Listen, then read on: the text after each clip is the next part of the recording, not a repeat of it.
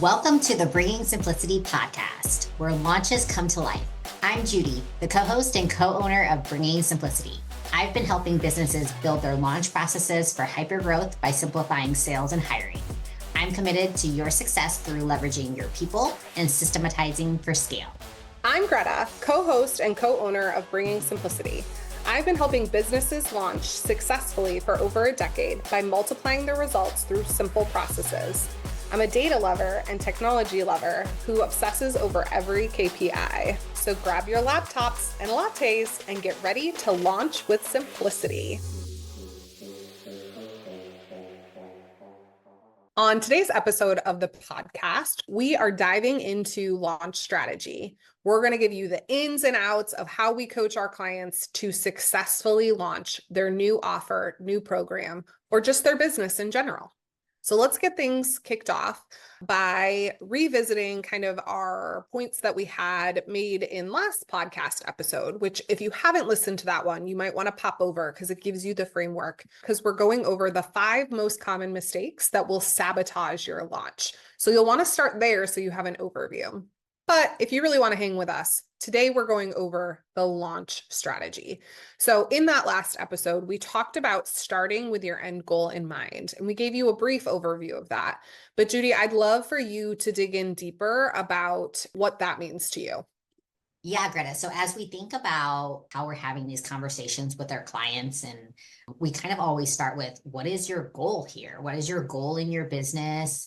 And that usually is, for most people, is how many people they want to sign up, right? Or how much money they want to make, which is great. We want, obviously everybody wants to make money. We want to make an impact. We want to help everyone, of course, but having something that is a goal, just even a concrete number, but even before we start with the end, and a lot of times if they've done a launch before, we even go back and say, well, how was your last launch? And how many people? Because you might say, I want to sign up 50 people, but if you were tired after you signed up 10 people last time, we probably shouldn't sign up 50 people this next time.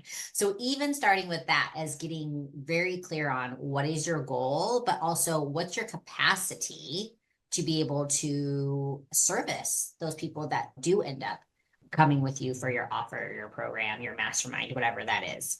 So keeping that in mind, if your goal is to sign up 100 people for, let's say, your live webinar, your masterclass, or whatever it is, then even the best people who close, and this is industry for, I would say, when we say sales, obviously this is in the online space, and a closer probably that has, 10 plus years of experience, really on the phone or on video closing people, is 20 to 25%.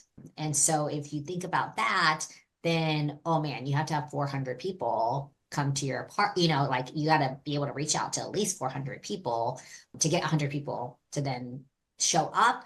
Or if you're thinking about it from a closing standpoint, even the same, right? Like if you want to close 100 people, you got to get 400 people to come. So, and I'm speaking right now to people who are doing live launches. These are general stats. So obviously stats are going to be skewed if you're listening to this and you're like, that's not what happens for me. I close 50%. Well, you might have a different approach to how you're getting them to, I'm talking about live webinars, not so much other ways of Also, I think you talk about this a lot. Like if you have a 50% close rate up to this point, are you only selling to a super warm market, right? Because if somebody's been in your world for a long time, your close percentage may be higher with those. And so when Judy's talking about 20 to 25% close, that's people who are newer to your world, right? Like they may have been in your world for 30-ish days, but always when you're starting with the end in mind, thinking about who have you closed, how have you closed them, how long were they in your world? Like, was this an upsell from a smaller offer? Was this, you know what I mean? All of those things impact your stats. Yeah, totally. And we even dig in deeper, and Greta's the KPI master and the data lover here, but she even if, you know, we're meeting with clients, Greta, I hear you do this very well, where you're like, okay, did that person come from a referral? Or like, how long have they been in your pipeline? Did they sign up immediately? Did you have to have 2 to 3 sales calls before you sign them up? So all of this plays into that. We're just speaking generally. So for those of you who are like, where did you get these statistics from? If you're having a live webinar and you're getting people to register, usually only 3 to 5% of registered attendees will show up to the live webinar. So if you've done a live webinar before and you haven't worked with us, that's something that we'll dive into is, hey, how many attended the last time that you did this? And then we even go into the strategy of, we actually have a whole book on, hey, this is what you need to do to increase your show percentage. And we have a person on our team, the launch concierge, who usually does that, is involved heavily in that part, which is a bonus for working with us, as you have trained people who have spoken to people to get them excited to come to your live webinar, your big party. And then when they show up, about 1 to 2% will buy from you during. And of course, when we talk about strategy, there's so much, but we're going to narrow it down just into 3 buckets today. So Greta, if you want to dive into our first bucket, focusing on controllable actions. Yeah. And it's funny because we say we're talking about 3 buckets and we literally have to call them buckets, because focus on controllable actions is really a lot of steps. And so first of all, is we're thinking about the end goal in mind. And this is something I feel like you're really good at when we're working with clients, Judy, is when people say to us, I want to close this many people. And then we ask, how did you close people in the past? And they say coffee chats, for example. Then you say, if you're trying to 5x your results, then in theory, you would have to 5x the amount of coffee chats that you were going to have, which is a completely controllable action, right? You would need to clear that space on your calendar and increase the number of coffee chats you're booking, whether that's through social media posts, personal DMs, emails, things like that. But it also starts with, do you actually have the time on your schedule to 5x the number of coffee chats? If not, we either have to figure out other closing strategies, which we won't have data to back up whether you'll be able to close without a coffee chat, if that's how you've always closed. And so and that statement is why we focus on controllable actions, right? We cannot control the way others act. We can't control how our content is consumed. I mean, we hear people talk about the algorithm. So you can say it's out of your control. Once it's posted, the algorithm's in control of whether it gets seen, right? We can send emails and it might get put to spam. We can't control where, once we send it out into Cyberland. And so when we say focus on controllable actions, it doesn't mean don't post to social media. It doesn't mean don't send emails. It doesn't mean don't schedule coffee chats. What it means is you have to let go. This is so hard as entrepreneurs. You have to let go of what happens when that thing leaves your hands. And so a really concrete example is we just had somebody launching. She was doing, for the first time in a long time, a paid masterclass that was selling into her bigger offer. And we had talked about with her, it's super important that she's posting, if not every day, at least every other day, to get people into this paid masterclass. For the first week, it was crickets. And she could have very easily been like, I'm not doing this anymore. I'm not posting. But we had already talked with her. Your posting is not quote unquote about signups. It's not about who sees it, right? It's also just building that muscle of getting comfortable about talking about your offer, right? Well, then the algorithm started to do its thing. It was delayed in showing her posts about 3 to 5 days. And I know this because I follow all of our clients. And all of a sudden I had 4 of her posts in my feed in one day. And I was like, whoop, there it goes. And she got 8 signups that day. I think it was around 8 of paid, and or she had offered coupons for some discounted, but people didn't even know it was happening until that day when all of a sudden all of the stuff went out. And so if she had allowed it to be that, well, I'm only going to post if I get a sign up, or I'm only going to post if somebody comments, she's now given away her power, right? So it's not about what the reaction is to you. You can only control your action. So You want to set action-based goals. So when we always say start with the end in mind. So we say we want to get 10 signups, right? But then we want to say, I'm going to send 5 emails between now and launch day, and they're going to go out on Wednesdays at 9 a.m.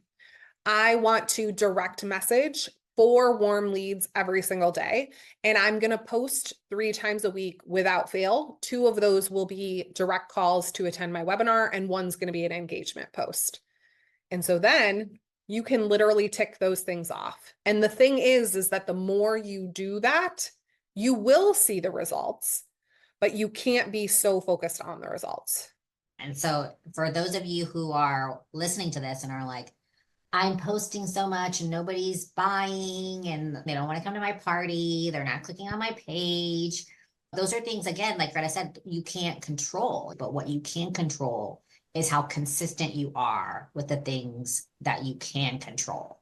So make sure that you're holding yourself accountable. I think that's the main thing of what our clients love about us. It's like, don't forget to post about this today. Remember, you were going to go live on this. And did you see that DM come through? Like, did that person who commented, did you end up signing them up or did you follow up? You know, we noticed this person went to the page but didn't check out. So sometimes it helps to have a team help you with those controllable actions and to remind you. But like Greta said, people are watching, people are listening. As long as you focus on who you're trying to help and your ideal client, and the more visible you are, then the more that they'll be able to then see your post and relate to you to then want to buy. So, okay, before you move on, I want to do like one huge asterisk, because people listening may be like, well, if I should just not worry about if people are checking out or responding or registering, then why do I have to hire you? Because I'll just post a ton and get people to come to my party, right? So I do want to give a huge asterisk that what we're doing is we're training our mind to not be focused on the result, but instead be focused on the action.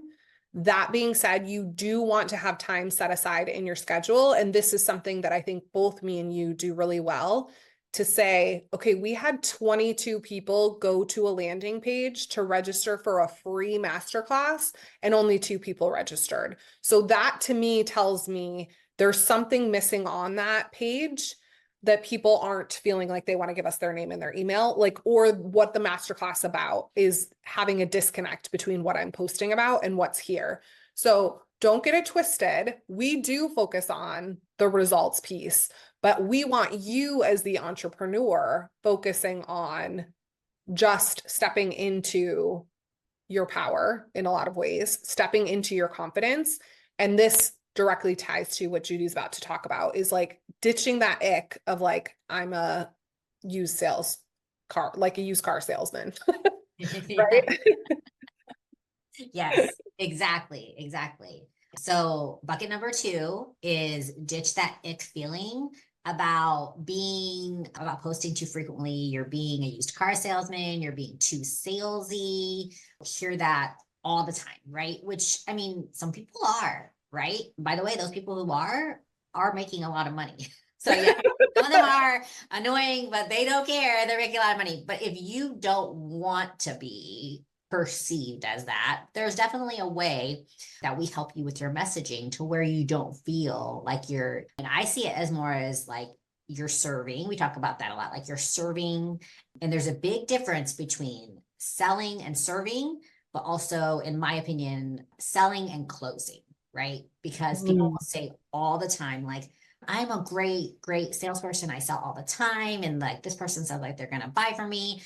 But closing is completely different. And that's a skill to master. And that comes into sales psychology, which we talk with our clients a lot about. So ditching the ick feeling about posting too frequently. So if this is you, which it's a lot of you, I'm sure, listening to this call, it does feel weird. It feels weird to talk about yourself, right? We were not told to gloat, to talk about ourselves, to brag, to say all these amazing things about what we do. That's just not something we were taught to do. So it's going to feel very, very weird when you're talking to people. I hear a lot like, it feels weird going live and just talking to my phone. You know, throw the fear of posting too much out of the window. And how I do that is a question I always ask is, if the person you are trying to reach, if the customer client you are trying to reach doesn't find out about you, what will become of them? Mm, Right? that's Like what will become of their life? What will their life look like 2 to 3 years from now if they don't know about you? And so when you think about that and like, hopefully you got chills and you got very passionate and excited, and maybe you got a little teary eyed when you heard that. But like the people that I have found, because they have posted online consistently, they have thousands of followers, or they're just consistently talking about their message, have changed my life for the better. And so if you are not posting and talking about it, then you can't help those people. Right? Someone else is going to find them. Maybe someone who is not, and you've heard this before. Some people like come to us, for example, and they say, I paid $25,000 for my funnel and it doesn't work. Like the reason why Greta and I are doing this is so you hopefully don't go with those people, and you hopefully are able to find us and talk to us before you then end up going with someone who then is going to charge you and then not produce the result that you want, right? yeah. So as you're thinking about this, make sure that like just picture that person, whoever that is for you, and then it's going to drive you to go live, it's going to drive you to post, it's going to drive you to not care about what other people are saying or commenting or DMing you. So, and then going back to the algorithm, is the algorithm overall, like it's going to change. Don't focus too much on it. There's going to be things where it's like, oh, everyone's doing this type of post, and it's great, right? If you have time, do that fun post. But overall, the algorithm is going to favor anyone who's consistently posting, right? So if you are consistently posting 2 to 3 times a week, or you're going live once a week, whatever that is, be consistent with it and keep it going. And you might see a lull, but like Greta said, it'll pick back up. So as long as you're continuing to post, don't worry about any of those items. Because again, you can't control it. You can't reach out to Instagram and be like, hey, I want to pay you whatever to, I mean, you could, because you could you boost your can, posts, because you but can boost, but it's not going to have your ideal result, right? They're not going to guarantee you a result, like a 5 sales because you did this, right? So yeah. not worth it. You can spend money on other things. But another thing is, again, visibility, right? So the more you see it, that's why people spend millions of dollars on advertisements. That's why they send you emails whenever they have sales, right? Like at the clothing stores that you see. Repetition and awareness. I mean, by the way, no matter where you're going, you're being sold. I just want you to like, no matter where you are going, you are being sold. The car wash that even is like no person there, that machine is trying to upsell you, right? Like the big, like when you go to the machine, it's going to have like the mid-range price. It's not going to have the lower price first. It's going to have the mid-range price, and you have to click explore, click, tap for more options, right? There's always someone trying to sell you something everywhere. So just making them aware of what you offer can help. And what I love is like, I love going to restaurants. I'm always like, oh, I wonder, like, is the waiter going to be good? And I want them to be sales. Like, I want them to be. I don't know what it is. It like it's because I love sales and I love marketing, but I'm like, oh, I wonder how they're gonna greet me. I wonder if they're gonna offer me dessert. Like, are they gonna offer me a beverage? Like, are they gonna show me, whatever? But you are always being sold no matter where it is that you're going, but you don't know it. And I guess like my point is, you definitely don't know that you're being sold, but they are subconsciously selling you. And if you need assistance with that, obviously, if you hire us, we go through that whole process. But there's so many free resources. I would say work on the sales psychology of people. Like Greta said, work on yourself and your mindset shift. Hey, you're serving, and not focus on the numbers, the algorithm, and all of that, because it will come. Again, we focus on that for you, and really get behind why people make the decisions that they make. And one of them is because they do see it frequently, and so they can relate to you more. They feel like they know you more. They feel more comfortable with you, right? Especially if they've never met you. Like, why would they buy from you after seeing 20 posts on Instagram and you like send them a couple messages? Like, why would they buy from you over someone else? What did I Yeah. miss, Greta? What else? Oh, you touched on it briefly. I was so curious if you were going to go into the subconscious piece. And I mean, maybe this is something that's either its own episode or like you have to book a coffee chat with us to learn more about Judy's thoughts on the subconscious marketing aspects. And both of us feel very strongly about this, mostly because it's sales psychology. But I love like anytime Judy goes somewhere, she's like, they did not subconscious sell me at all. I know. I just went to an event and I was like, ah, or they tried to sell me, but they didn't. They almost got there. Yeah. And I mean, we'll go into that a little bit. We'll talk about like the follow up and follow through process Yeah, for for sure. sure. But there's so much that goes into it. And I'm telling you, you guys, if you are a business owner, I mean, everyone talks about it, right? Like everyone out there is like, what is one thing that will help you grow your business? You got to be able to close people. You got to have you got to have a sales team in some way, shape, or form. And that sales team for right now, if you're a solo business owner, it's you. You're that person. And it's good. I mean, that's what Greta and I do. Like we get on and we talk to clients and we're always closing, selling, but like Greta said, subconsciously. So that's we'll probably do that maybe in a couple months. We'll have an episode on that. Yeah. And maybe even bring in some other experts because I love diving into other people's thoughts on that too. Yeah. And then the only other thing I would add is if you're not annoying yourself, you're probably not posting enough. And I can't tell you how many times we've gotten on calls with clients where when we reviewed their last launch and how they felt like they weren't successful, but they posted all the time. That's what they'll say to me. I posted all the time, All the Greta, time. all the time. And I'm like, okay, cool. Let's look at your Instagram.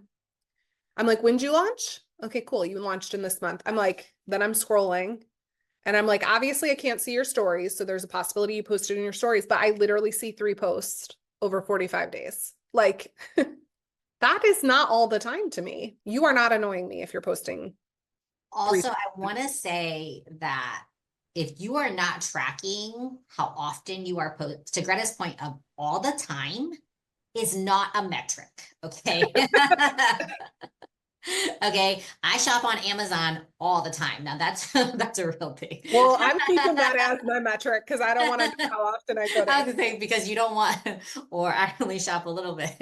But actually, that's a really good point, right? So, like, we don't want to know that metric because we don't want to hold ourselves to, well, we don't want to admit to ourselves how much we're shopping. But it also is like, well, I'm going to say I post all the time because I probably have a subconscious feeling like I'm posting too much or people are going to be annoyed.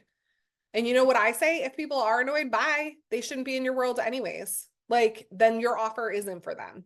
So I think that's like repetition and awareness. I mean, people have to hear things over and over again before they're even going to buy, which goes into our next bucket, which is structuring that message, right? So now you don't feel icky about posting, but how do you communicate about your product in a way that is able to be absorbed by the person who you're talking to, right? So I don't know if you guys have heard of reptilian brain or it goes by a couple of different names, but ultimately the idea is speak simply. Unless these people have been in your world for a really long time, they need you to talk in simple, understandable terms of like, what are you going to do for me and what do I get out of it? And like, it has to be about them too, right? They want to see you as a subject matter expert, but that's second to how can you help me? And again, this is something we experience with so many of our clients. What ends up happening is the people who are the best at what they do, and we struggle with this too. We've been doing it so long that like the verbiage, the jargon, the like, you know, A to Z, we're already on Z and we were on A like 10 years ago. So it's hard for us to remember what it was like when you were just starting out. So whatever your offer is, like maybe you're not selling to the quote unquote beginners, they're still starting from a point that is, you know, back from where you are. So you want to talk to somebody as if they're a kindergartner or a first grader, right? I mean, that's what like marketing best practices say. You also want to focus on emotion over logic. In general, people buy from an emotional standpoint. Now, when it comes to big purchases, you do want to be able to speak to that logic at some level, probably more like further down in the close process, because you want to illustrate to them a return on investment, right? And so if I'm illustrating a return on investment, that's probably more logic. But immediately you want to speak to people in a way where they feel like you're going to help them. It's not necessarily calling out like, you suck, I can help. It's like, you wish you had this, you wish you knew this, you wish you had the support. Passive income is something that's interesting to me. I wish I knew how to communicate with my child better, things like that. And it can be from a place of empowerment, but we still want to use emotional appeals. And then I touched on it kind of quickly, but avoid jargon. I have to catch myself constantly. Okay, first of all, my husband's in the military. And I had zero clue how many military terms I used until I had a team who would stare at me on the other side of a Zoom room. And I'd be like, oh, is that a military term? I didn't even realize, right? Like, it just becomes part of our vernacular. And same with launch stuff. When we talk about a pipeline, when we talk about close ratios, like, we can throw all of these things out so easily. And you guys hear the peanuts teacher, wah, wah, wah, wah, wah, wah, right? So we want to highlight tangible benefits. We want to use relatable language. We want to capture and maintain our audience's attention. And we want to do that effectively by also ditching the ick and being visible, having repetition, doing awareness. So just, you know what, if you're not even sure how to structure your message, post a whole bunch and see which thing gets the most responses. Or ask people, hey, if you need me to clarify, comment below, something like that. You made a really good point at the end. So like, if you don't know how to structure your message, definitely try different ways and know that you may try something. You may be like, oh, I'm never going to do that again. Right. Like that sounded weird. It didn't sound right. Try and try and try. And that's one thing where, if I go back to, and we'll talk about this in the follow-up and follow-through process, is like, oh, this person scheduled this coffee chat, but I'm not sure that they're an ideal client of mine. Should I just like cancel it? I'm like, no, this is when you need to try your script, like try your messaging, try the weirdest thing that you wanted to try with this person. And you're going to get your jitters out. You're going to be able to restructure and revamp. And by the way, everyone is always trying to get better, right? Yes. If anyone knows, I can't remember his name, but that athletic trainer, he's getting invited to speak at all these events now, but he trained the Bulls, right? He sent, and you guys, back in the day, you had to send letters, there's no email. So he sent letters to every athlete except for Michael Jordan, because he didn't think that Michael Jordan would want to get better. He didn't think that Michael Jordan needed to have someone to train him to work out. Michael Jordan saw the letters that other athletes were getting and reached out and was like, I want to train. Like, I want to get better. So that's just proof that the best are always trying to get better. Mm-hmm. So always be trying to get better, whatever that is. And another way to do that, which we do a lot for you, so if you work with us, we kind of do all the work for you, is to opt into similar funnels. Yes. Or programs that are just like yours, that you're like, man, I will buy that, or I would, or I did. And then once you start looking at the psychology behind how they did their entire process, how they sent you so many emails, so many messages, you'll then be able to incorporate that into yours as well. So I think that those were just a couple of things I wanted to make sure that they got from you, was that make sure that you're structuring your message, but also test, like Greta I was going to say A/B test. It. Yeah, A/B test email captions. Most email softwares allow you to A/B test, see which one gets opened the most. If you're able to A/B test landing pages, things like that. And I think an interesting thing for us is we get to see so much of that A/B testing on a large scale, right? We have clients who are investing significant amounts of money into ads. And it's funny because we'll always be like, ooh, that's going to be the language that lands. It almost never is. Like, we test obviously like all 5, but like, it's amazing what we think will be consumed by the population in a way that they'll understand. And then it's like, nope, they picked something completely different. And so if you're going to run Facebook ads, like, I hope whoever your ads manager is really having you, A/B test, really A, B, C, D, E test different graphics, different hooks, different these things, because the reality is when you're working on an offer and you're working on selling it, it's like chiseling a fine piece of art, right? Like you're just sort of every action you take, you're getting a little bit closer to what will be the thing that sells super easy. Exactly. Exactly. You're completely right. And it's so funny. I just thought about that because I was just thinking of our clients who are like, oh, I see my ads everywhere. That goes back to like ditching the ick. But like, I mean, it's true. If you see someone's ads everywhere, it's goes back to yours, Greta, with focus on the controllable actions. Like you focus on controlling, like ads is one of them, right? Is like how Yeah. much money you're putting towards ads, the type of ads you're running. There's a reason why people retarget and it works. And that's the second bucket that we talked about awareness, ditching the ick, right? Is because they know they need to be front center with you. So, oh, ads is even like a whole nother. I was going to say, that's a So whole thing. But I was just thinking that's like a really concrete way of A/B testing, but definitely A/B test whatever you can that's naturally built out into your system. Mhm. Exactly, exactly. And the things that you know you're going to have the time, again, going back to starting with the end goal, to be able to adjust and make time for those items, right? And because if you don't have time to adjust your email messaging, then maybe that's not where you start or you hire somebody who does. Awesome. Greta and I just spoke about a lot of like just gave you a ton of information on launch strategy. And obviously there goes like we put in months, weeks worth in order to help you develop your launch strategy, but we also have a baseline. So these are all baseline items that we hope you take away that from these 3 items is 1, focus on only things that you can control. Obviously look at the metrics, right? But at the end of the day, focus on exactly what you can do and be consistent about what you're actually doing, right? And only what you can do, right? Again, even if you have a team, sometimes you can't really even control some things that they do. So focus on you and yourself. 2, ditch the ick feeling about posting frequently, right? Tap into that pain point of that customer, that client who, if they do not know about you, they do not find you, what is going to become of them, months, years from now? And 3, structuring your message.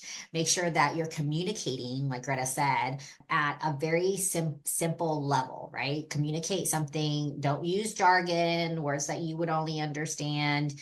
Use emotion over logic and tap into test your messaging as much as you can. But again, keeping everything simple. Now, what we gave you, obviously we gave it to you in simple terms. There's always so many sub actions that you have to complete after that. But if you go into it with these 3 items, when you're thinking about your launch strategy overall, you're going to then be able to make little tweaks here and there, and you're not going to have to do too much once you actually get going on your launch strategy. So this episode, we hope you enjoyed it. We love talking about launches. We love talking about offers. If you have any questions, feel free to message us.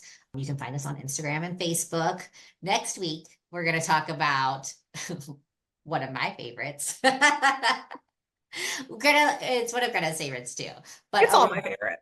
creating that robust and healthy pipeline for your business. So that's system for acquiring your leads, right? Your opt-ins, all of those items, nurturing them, and of course, closing them. So we'll see you next week.